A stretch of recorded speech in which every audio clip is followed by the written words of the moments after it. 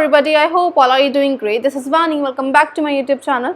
तो जैसे कि आप सब जानते हैं कि मैंने CUET इकोनॉमिक्स स्टूडेंट्स के लिए एक सीरीज स्टार्ट की हुई है जिसमें हम अपना पूरा इकोनॉमिक्स पार्ट कवर कर रहे हैं, माइक्रो और मैक्रो इकोनॉमिक्स, राइट। और अभी आपके न्यू सिलेबस के अकॉर्डिंग कुछ चैप्टर्स या फिर कुछ टॉपिक्स भी ऐड ऑन हुए हैं, उन पर भी मैं वीडियोज़ बना रही हूँ। तो बहुत सारे लोगों की डिमांड आ रही थी कि स्टूडेंट्स की कि इस पर्टिकुलर टॉपिक पर वीडियो बना दीजिए। दैट्स वाई मैं ये टॉपिक आज लेकर आई हूँ। अगेन ये बहुत इंपॉर्टेंट टॉपिक रहता है क्योंकि नया सिलेबस जो आपका आया है उसमें इस साल ऐड ऑन हुआ है, तो क्वेश्चन इससे बनेंगे, राइट।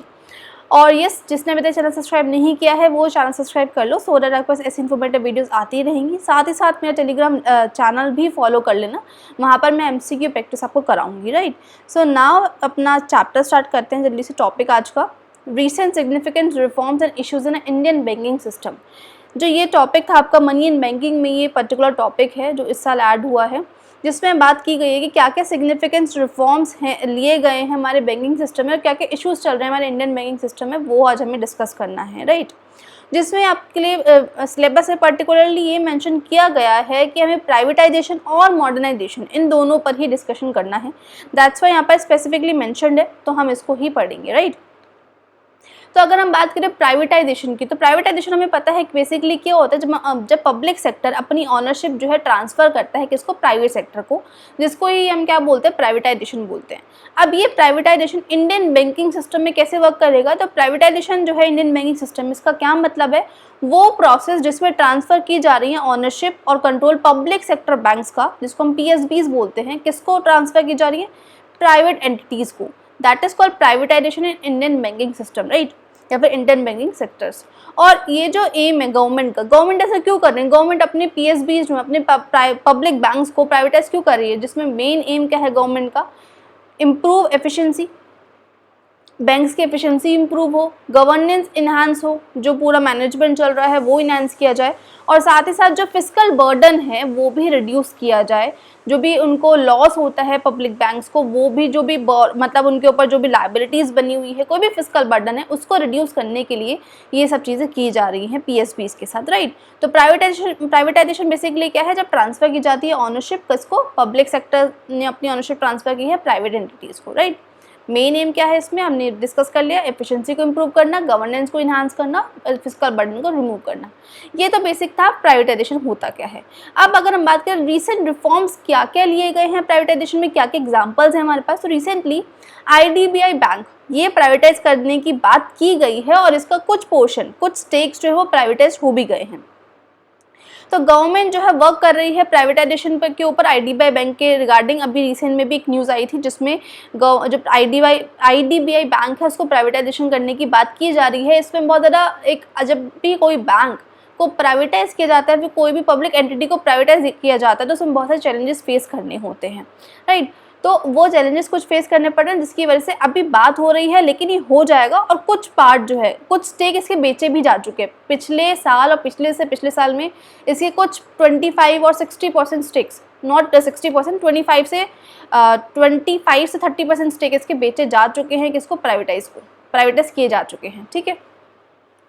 तो ये एक रिसेंट रिफॉर्म लिया गया है, ठीक है, इसमें गवर्नमेंट का प्रोसेस चल रहा है कि फॉरेन इन्वेस्टर्स और डोमेस्टिक इन्वेस्टर के साथ ही मिलकर किया जा रहा है। दूसरा, मिनॉरिटी स्टेक सेल्स, जो स्टेक शेल्स है PSBs के, मिनॉरिटी स्टेक शेल्स स्टेक्स जो है उनको भी सेल किया जा रहा है। गवर्नमेंट प्लान कर रही है कि अपने PSBs का जो मिनॉरिटी स्टेक्स हैं उनको बेचा जाए, पब्लिक को बेचा जाए। ये जो है अभी रिसेंट में SBI नहीं, हम बोलेंगे सेबी, राइट। सेबी का रूल आया है जिसमें बात की गई है कि सारे PSBs को, जो भी पब्लिक सेक्टर एंटिटीज़ हैं, उनको अपना मिनिमम 25% तक का स्टेक जो है पब्लिक को बेचना होगा, पब्लिक को सेल करना होगा। तो इस रूल के अंडर में ये जो PSBs हैं वो अपना कुछ स्टेक जो है वो बेच रहे हैं, किसको, पब्लिक को बेच रहे हैं, राइट। तो ये भी प्राइवेटाइजेशन की तरफ जा रहा है।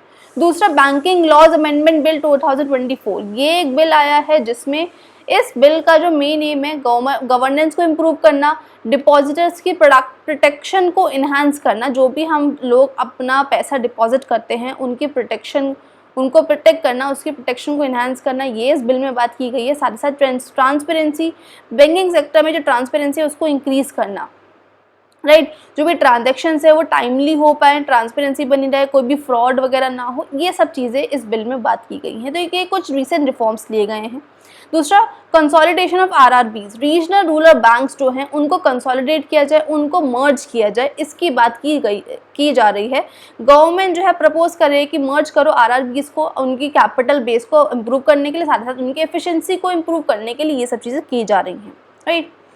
जो नेक्स्ट रिफॉर्म लिया गया है, shift to strategic stake sales, मतलब फुल्ली प्राइवेटाइज ना करने के बजाय गवर्नमेंट जो है फोकस करे स्ट्रैटेजिक स्टेक सेल्स को, जो स्टेक्स हैं, जो स्ट्रैटेजिक शेयर्स हैं पीएसबीज के, उनको सेल किया जाए। जैसे हमने अभी ऊपर बात की है माइनॉरिटी स्टेक सेल्स को, कि कुछ पोर्शन जो है वो बेचा जाए, पूरी तरीके से प्राइवेटाइज ना करे, कुछ पार्ट जो है वो बेचा जाए, किसको, पब्लिक को, वो बेचा जाए, लोगों को प्राइवेटाइज किया जाए, राइट। तो ये कुछ रिसेंट रिफॉर्म्स लिए गए हैं प्राइवेटाइजेशन के अंडर में, राइट। सो आई होप आपको कंप्लीटली अंडरस्टैंड होगा कि कैसे प्राइवेटाइजेशन होता है और क्या क्या रिसेंटली रिफॉर्म्स लिए गए थे। Now let's come to the next topic, that is current issues को पढ़ने से पहले हम इसमें मॉडर्नाइजेशन पढ़ते हैं। तो मॉडर्नाइजेशन क्या है, अभी हमने पढ़ा कि प्राइवेटाइजेशन में क्या क्या हुआ, कैसे कैसे रिफॉर्म्स लिए गए, ऐसे ही मॉडर्नाइजेशन आपके सिलेबस में है।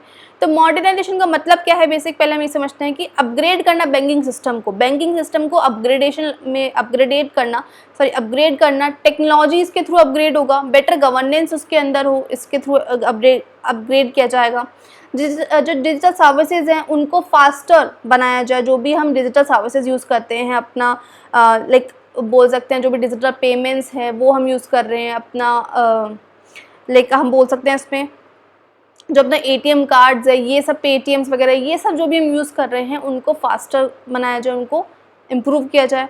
कस्टमर फ्रेंडली सर्विसेज को सिक्योर किया जाए, इनको ज़्यादा सिक्योर किया जाए, जिसमें कि मॉडर्नाइजेशन एक तरीके से हम बोल सकते हैं बैंकिंग सिस्टम को डिजिटल प्लेटफॉर्म की तरफ लेके जाना, डिजिटल प्लेटफॉर्म जब हम टेक्नोलॉजी का यूज़ ज़्यादा से ज़्यादा करना, दैट इज़ कॉल्ड मॉडर्नाइजेशन। जैसे कि अभी रिसेंट में किया भी जा रहा है, हम अपने यूपीआई टूल्स का यूज़ करते हैं, डिजिटल रुपीज़ का यूज़ करते हैं, ऑनलाइन बैंकिंग हम सबसे ज़्यादा यूज़ करते हैं।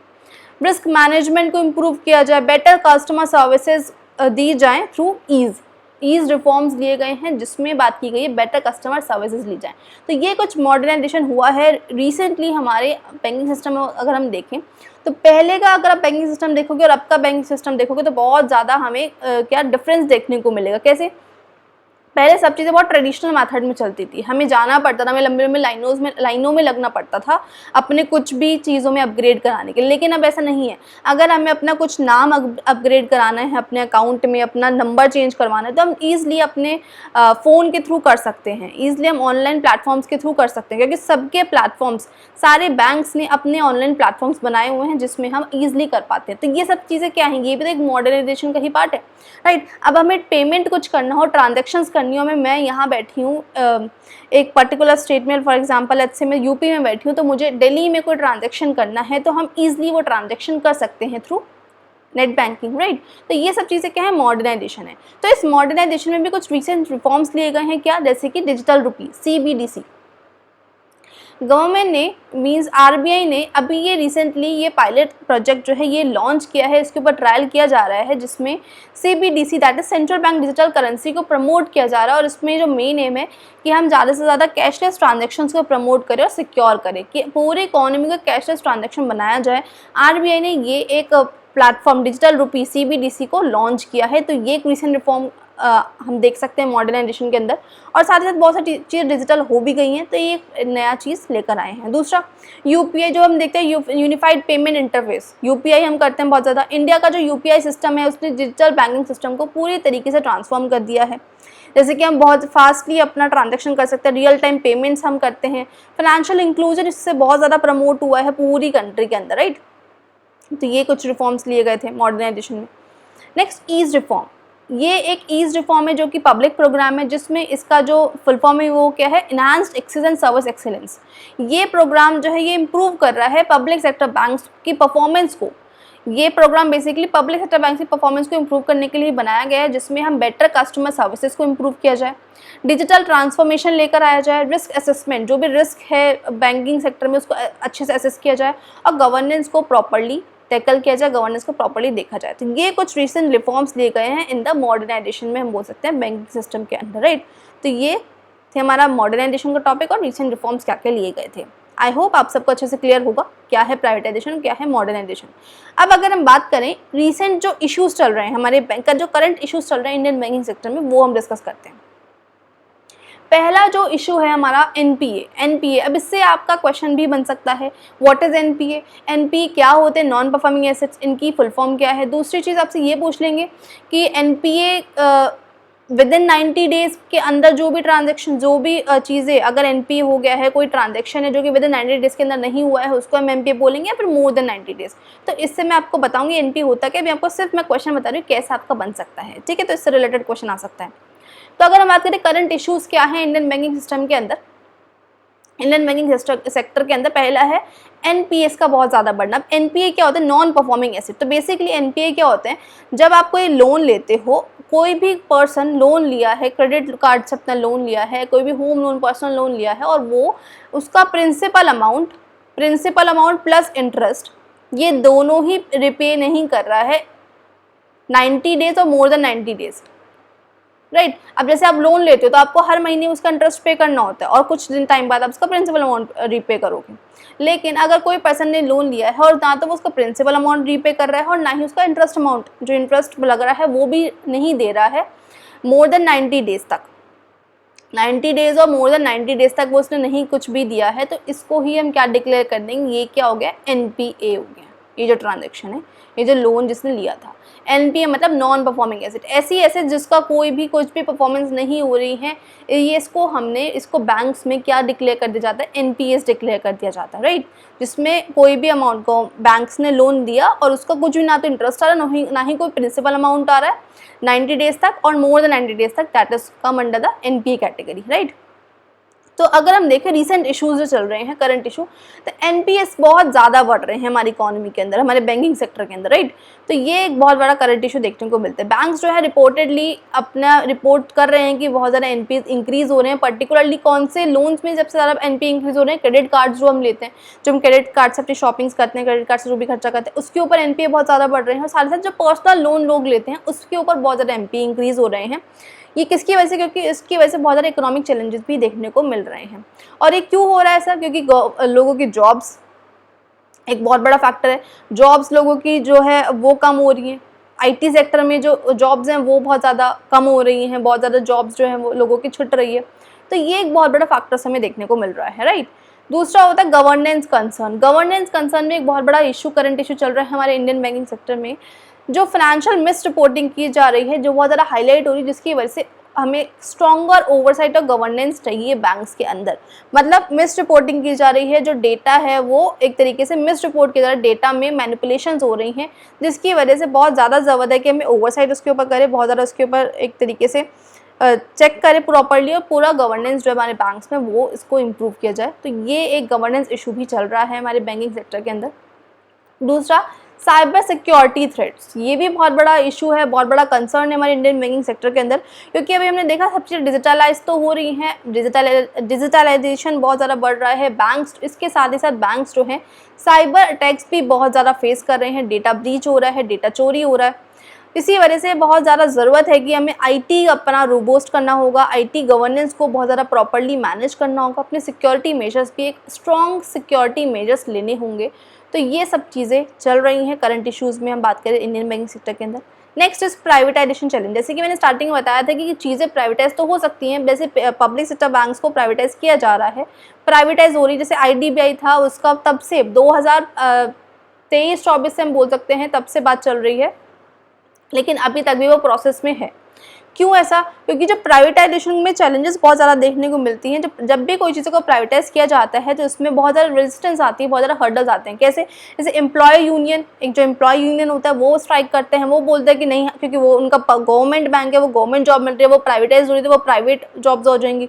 तो वो बहुत ज़्यादा एक स्ट्राइक्स करते हैं। पॉलिटिकल एंटिटीज़ जो हैं, जो भी पॉलिटिकल हमारी अगेंस्ट पॉलिटिकल पार्टीज़ हैं, वो बहुत ज़्यादा एक तरीके से स्ट्राइक्स और हर्डल्स क्रिएट करती है, ऐसा नहीं करना चाहिए इस गवर्नमेंट को। ये सब चीज़ें चैलेंजेस देखने को मिलते हैं, जिसकी वजह से बहुत ज़्यादा डिले होता है प्राइवेटाइजेशन के पूरे प्रोसेस में। केयरफुली नेविगेट करना पड़ता है प्राइवेटाइजेशन प्रोसेस में, ये बहुत ज़्यादा डिलेनेस देखी जाती है। जिस वजह से IDBI बैंक का जो प्राइवेटाइजेशन का प्रोसेस है वो अभी भी ऑनगोइंग में चल रहा है, राइट। तो ये कुछ करंट इश्यूज थे हमारे इंडियन बैंकिंग सेक्टर के अंदर, जो कि अभी भी हमारे चल रहे हैं। बहुत ज़्यादा कंसर्निंग पॉइंट्स ये रहते हैं। तो ये था हमारा टॉपिक आज का, about the recent development reforms in banking sector, right. So I hope आपको ये पूरा चैप्टर, पूरा टॉपिक डिस्कस जो मैंने किया है वो आपको अच्छे से समझ आ गया होगा। कोई भी इससे रिलेटेड कोई डाउट है तो मुझसे आप पूछ सकते हैं पर्सनली, या तो आप कमेंट सेक्शन में पूछ लो, अदरवाइज आप टेलीग्राम चैनल पर मेरा फॉलो कर लेना, वहाँ पर भी आप मुझसे टेक्स्ट कर सकते हो ग्रुप के अंदर, right. So thank you for watching and don't forget to like and subscribe my channel. So bye, see in the next video.